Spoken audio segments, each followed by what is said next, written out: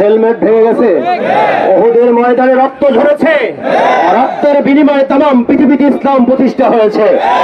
বাংলার শহীদের রক্ত ঝরেছে, সেদিন বেশি দূরে নয়, বাংলার জমির রক্তের বিনিময়ে আগামীতে সূর্য দিতে হবে, ইসলামের সূর্য দিতে হবে ইনশাআল্লাহ। এই নির্বাচন কমিশন, আমি তো সবার বক্তব্য সবাই শুনছেন, এই নির্বাচন কমিশন সে বলে উনি তো মারা যান নাই, ওনাকে মারার ষড়যন্ত্র করে আসছিলেন নাকি?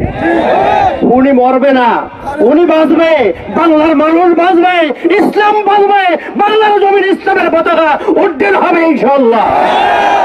লম্বা কোনো বক্তব্য নয়, ইসলামী আন্দোলন বাংলাদেশ এদেশে সন্ত্রাস মুক্ত এবং দুর্নীতি মুক্ত একটি কল্যাণকর রাষ্ট্র প্রতিষ্ঠা করতে চাই, ঠিক না? তারই অংশ হিসেবে আমরা বিভিন্ন কর্মসূচি দিয়ে থাকি। আমাদের আমির নির্বাচনী কর্মসূচি দিয়েছেন, নির্বাচনী কর্মসূচির মাধ্যমে ইসলামের পক্ষে একটি গণ আন্দোলন সৃষ্টি করার জন্য আমরা নির্বাচনে অংশগ্রহণ করেছিলাম। কিন্তু বর্তমানে জালেম সরকার, এই ফ্যাসিবাদ সরকার বাংলাদেশের মানুষকে জিম্মি করে ফেলেছে। আজকের বাংলাদেশের মানুষের ভোটের অধিকারকে হরণ করেছে। শেখ মুজিব ভোটের অধিকার বাস্তবায়ন করার জন্য পাকিস্তানের বিরুদ্ধে আন্দোলন করেছিল। আজকের শেখ হাসিনাকে স্মরণ করে দিতে চাই, আপনার বাপ ভোটের অধিকার আন্দোলন করে ভোটের অধিকার বাস্তবায়ন করার জন্য আন্দোলন করেছিলেন, আর আজকের আপনি বাংলাদেশের সাধারণ জনগণের ভোটের অধিকারকে হরণ করেছেন। আজকের বিশ্বাস চরমনায় ডাক দিয়েছেন যে আগামী জাতীয় নির্বাচন নিরপেক্ষ, সুষ্ঠু এবং সর্বদলীয় জাতীয় সরকারের অধীনে হতে হবে। যদি সর্বদলীয় জাতীয় সংসদ জাতীয় সরকারের অধীনে না হয়, ইসলামী আন্দোলন নির্বাচনে অংশগ্রহণ করবে না।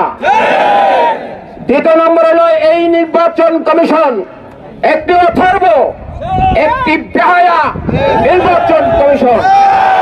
এই নির্বাচন কমিশনের পদত্যাগ চাই। যতক্ষণ পর্যন্ত এই সরকার এই বেহায়া নির্লজ্জ নির্বাচন কমিশনকে পদত্যাগ না করাবে, বহিষ্কার না করবে, ততদিন পর্যন্ত আমাদের আন্দোলন চলবে চলবে চলবে। তৃতীয় নম্বর হলো, এই ভাড়াটিয়া গুন্ডা সন্ত্রাসী বাহিনীর মাধ্যমে যে আমাদের নায়েবে আমিরুল মুজাহিদিনের রক্ত ঝরিয়েছে, ওই কুখ্যাত ওই সন্ত্রাসীদেরকে দৃষ্টান্তমূলক শাস্তি দিতে হবে।